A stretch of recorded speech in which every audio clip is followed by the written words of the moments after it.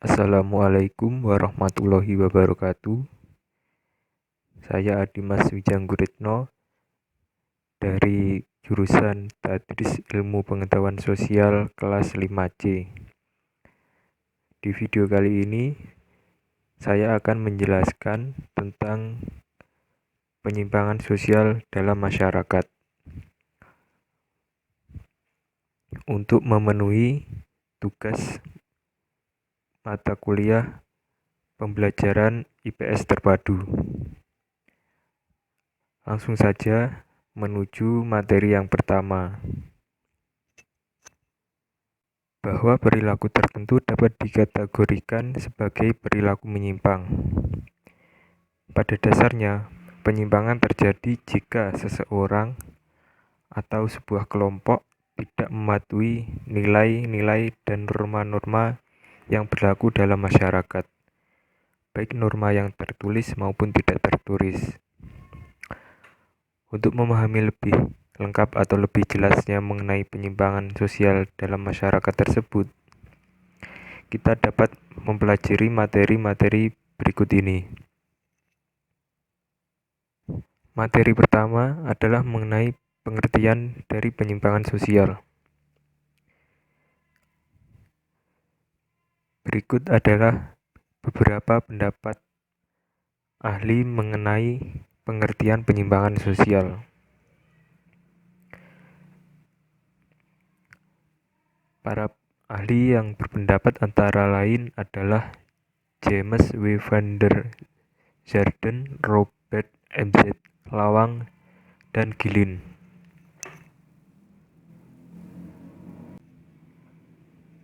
Menurut dari pendapat James W. van der Zarden, perilaku menyimpang merupakan perbuatan yang dilakukan oleh sejumlah kelompok. Sementara itu, sebagian besar anggota masyarakat menganggap tindakan tersebut sebagai hal yang tercela atau di luar batas toleransi dari norma dan perilaku masyarakat tersebut. Pendapat ahli selanjutnya adalah dari Robert M.Z. Lawang. Menurut beliau, perilaku menyimpang adalah semua tindakan yang tidak sesuai dengan norma masyarakat dalam suatu tatanan sistem sosial.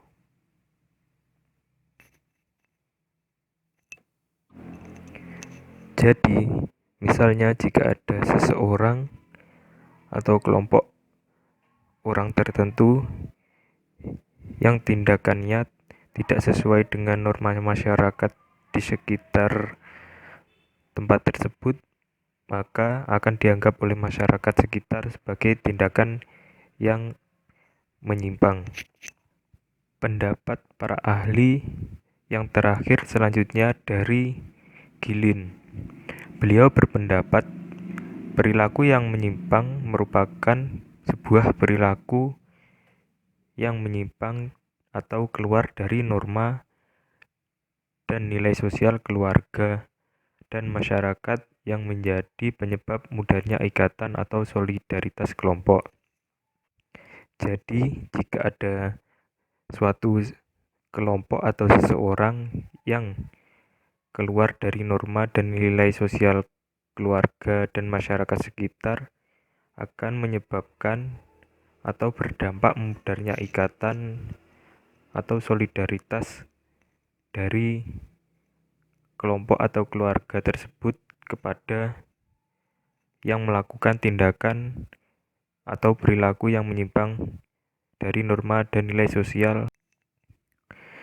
Dari beberapa pendapat para ahli tersebut, disimpulkan bahwa pengertian penyimpangan sosial adalah perilaku atau perbuatan yang berada di luar kebiasaan dan peraturan masyarakat umum.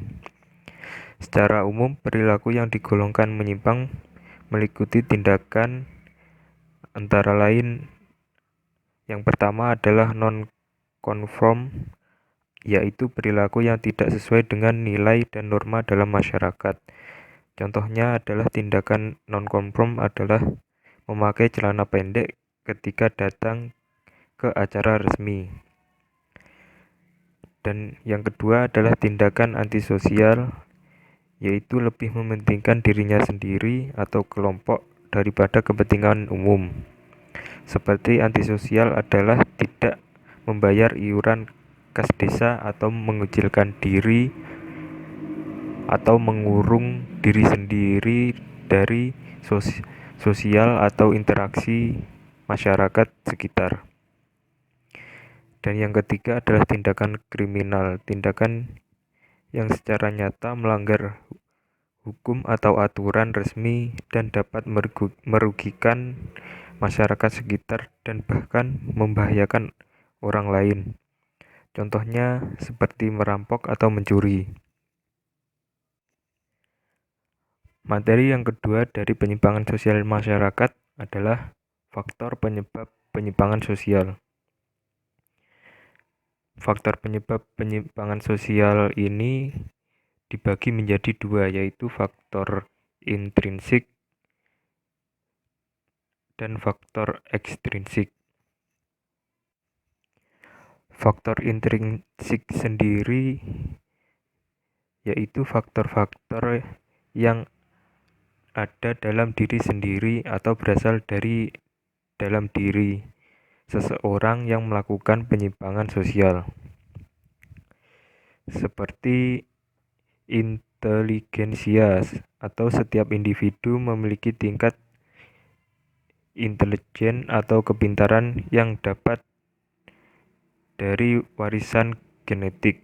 Individu yang memiliki tingkat kepintaran rata-rata dapat menerima nilai dan norma dalam masyarakat tanpa hambatan. Sebaliknya, individu yang memiliki tingkat kecerdasan rendah akan mengalami hambatan dalam menerima peraturan dan akan mengakibatkan perilaku yang menyimpang.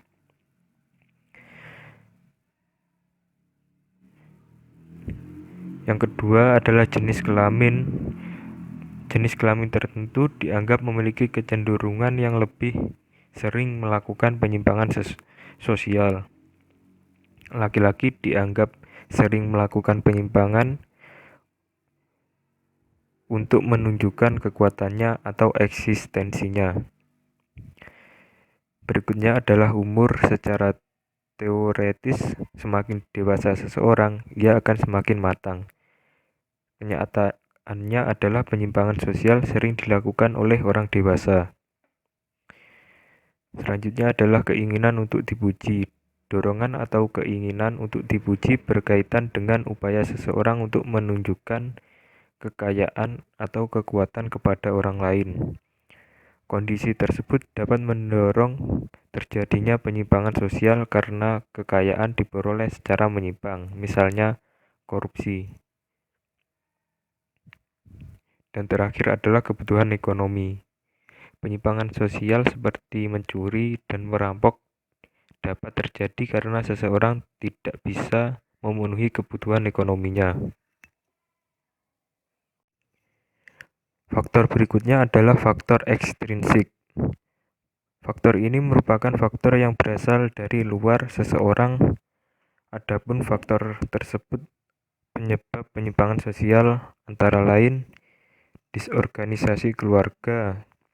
Keluarga berperan penting dalam membentuk kepribadian dan sikap seseorang.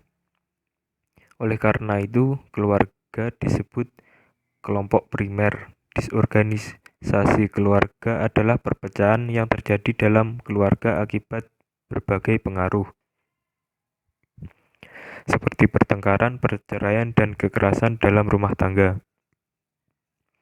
Disorganisasi mendorong anggota keluarga melakukan perbuatan menyimpang sebagai bentuk pelampiasan emosional.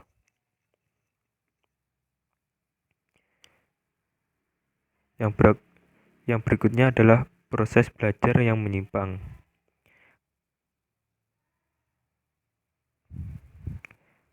Ketika seseorang bergaul dengan orang yang menyimpang, kemungkinan besar orang tersebut akan terpengaruhi untuk melakukan penyimpangan sosial. Berikutnya adalah media massa, yaitu tayangan media massa yang tidak mendidik mendorong seseorang melakukan perilaku yang menyimpang. Selanjutnya adalah sosialisasi yang tidak sempurna. Media sosialisasi yang tidak mampu menanamkan nilai dan norma sosial secara maksimal mendorong anak untuk melakukan penyimpangan sosial. Selanjutnya adalah sosialisasi subkebudayaan menyimpang.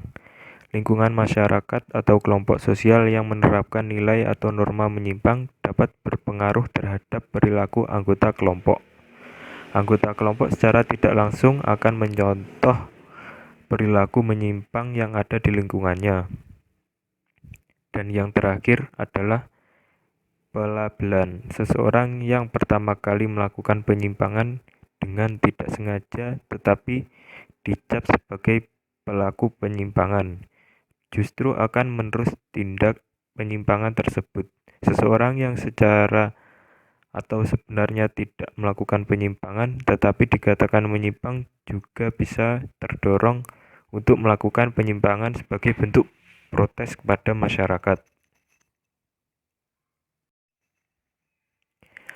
Materi yang ketiga dari penyimpangan sosial dalam masyarakat adalah teori penyimpangan sosial. Adapun beberapa teori penyimpangan sosial antara lain teori belajar, yaitu menurut Edwin H. Sutherland, penyimpangan muncul dari proses sosialisasi tidak sempurna dan pembelajaran terhadap norma menyimpang.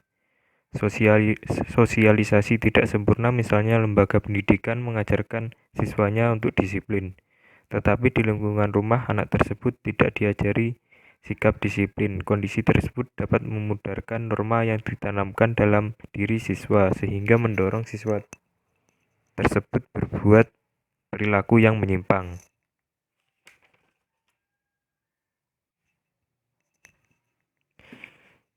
Yang kedua adalah teori labeling. Teori ini bersumber dari penilaian yang diberikan oleh masyarakat terhadap suatu perilaku. Teori labeling dikemukakan oleh Howard Baker, seseorang yang telah mendapat cap atau pelabelan sebagai pelaku penyimpangan dalam masyarakat cenderung mengembangkan konsep diri menjadi benar-benar menyimpang. Yang ketiga adalah teori fungsi.